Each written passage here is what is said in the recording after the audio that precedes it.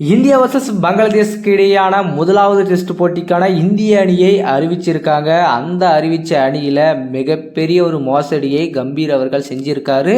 அந்த first test நம்ம சென்னையில் நடக்க போகுது. அதுக்கான அணியில் மிகப்பெரிய ஒரு குழப்பத்தை ஏற்படுத்தியிருக்காரு கம்பீர் அவர்கள். முக்கிய வீரரை இந்த ஸ்குவாடில் எடுக்காமல் விட்டுருக்காரு. யாருமே எதிர்பார்க்காத ஒரு அதிர்ச்சியை கௌதம் கம்பீர் அவர்கள் கொடுத்துருக்காரு. அப்படி என்னதான் வஞ்சத்தை வச்சிருக்காரோ தெரியல, அவருக்கும் அந்த பிளேயர் எந்த அளவுக்கு ஒரு இது இருந்தால் சண்டை இருந்தால் அவரை எடுக்காமல் விட்டுருப்பாங்க அப்படின்றது எல்லாருடைய ஒரு கருத்துக்களாகவே பேசிட்டு வந்துட்டு இருக்காங்க.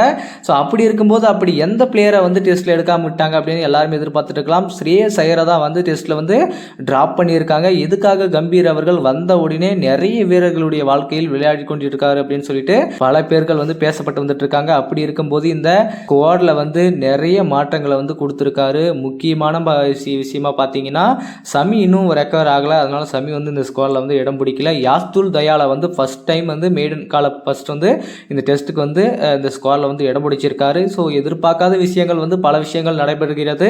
அதில் கௌதம் கம்பீர் அவர்கள் வந்த உடனே பல மாற்றங்களை ஏற்படுத்திட்டாரு. கேஎல் ராகுல் என்னடனா ஒரு பக்கம் ஒன் டேல ட்ராப் பண்ணிட்டு நல்ல ஆவரேஜ் வச்சிருக்கக்கூடிய ஒரு பேட்ஸ்மேனை ட்ராப் பண்ணிட்டு வேற ஒருத்தருக்கு சான்ஸ் கொடுத்துட்டு இருக்காரு. அப்படி என்ன நினைக்கிறாருன்னு ஒன்றுமே புரியல. அதனால தான் அந்த ஓடிஐ சீரீஸை மோசமான முறையில் நம்ம இழந்ததுக்கு ஒரே காரணம் கம்பீருடைய கோச் அப்படின்ற மாதிரி நிறைய பேர் சொன்னாங்க.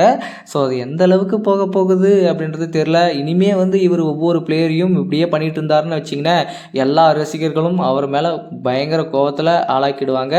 ஏன்னா இப்போ இருக்கிற நிலைமையில் பார்த்தீங்கன்னா ஐயர் நல்லா பர்ஃபார்மன்ஸ் பண்ணிட்டு இருக்காரு. அப்படி இருக்கும்போது அவரை ஏன் ட்ராப் பண்ணாங்க அப்படின்றது தான் தெரியல. பட் இருந்தாலுமே ரிஷப் பண்ட் அவர்கள் மீண்டும் இந்திய அணிக்கு திரும்பி இருக்காருங்க. கிட்டத்தட்ட 2 ஆண்டுகளுக்கு பிறகு இந்திய அணியின் டெஸ்ட் அணியில் மீண்டும் அவருடைய இடத்தை பூர்த்தி பண்ணுறதுக்கு மீண்டும் கம்பேக் கொடுத்துருக்காரு. ஸோ இவரை மாதிரி இருக்குந்தா மற்றவங்க யாராக இருந்தாலும் கண்டிப்பாக இந்த அளவுக்கு கம்பேக் பண்ணி திருப்பி கிரிக்கெட் லைஃப்பில் வந்திருப்பாங்களா அப்படின்றது தெரியல. பட் ரிஷப் பண்ட் அவர்கள் ஹார்ட் ஒர்க் பண்ணியிருக்காரு, வந்திருக்காரு, மீண்டும் இந்திய அணியின் டெஸ்ட் அணியில் இடம் பிடிச்சிருக்காரு. அவருடைய இடத்தை என்றைக்குமே ஃபுல்ஃபில்லாக தான் வச்சிருக்காரு. அவருடைய இடத்தை யாராலையுமே நிரப்ப முடியாது. வெளிநாடுகளில் விக்கெட் கீப்பராக பல சாதனைகளை ரிஷப் பண்ட் பண்ணியிருக்காரு. பார்டர் கவாஸ்கர் ட்ரோஃபி வின் பண்ணுறதுக்கு ஒரு முக்கியமான ரீசனா அவருமே இருந்தார். இந்த மாதிரி பல விஷயங்கள் சொல்லிட்டே போயிட்டே இருக்கலாம். பண்ட் அந்த அளவுக்கு செஞ்சிருக்காரு. ஸோ அவருக்கு டேரக்டா இந்தியன் டீம்ல இடம் இருக்கு.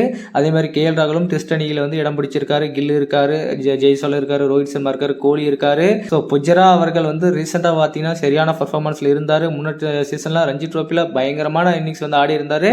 அப்படி இருக்கும்போது அவருக்கு இந்தியன் டீம்ல மீண்டும் அவருக்கு வாய்ப்புகள் கிடைக்கவில்லை. அதே மாதிரி சர்ப்ராஸ் கானுக்கும் மீண்டும் ஒரு சான்ஸ் கொடுத்திருக்காங்க. துருவ் ஜுரல் இருக்காரு. அதே மாதிரி முக்கியமான விஷயம் பண்ட் தான் விக்கெட் கீப்பர் பண்ண போறாரு. ஸோ துருவ் ஜுரல் கூட வாய்ப்பு கிடைக்குமா அப்படின்றது எல்லாருமே ஒரு யோசிக்கக்கூடிய ஒரு முக்கியமான விஷயமா இருக்கு.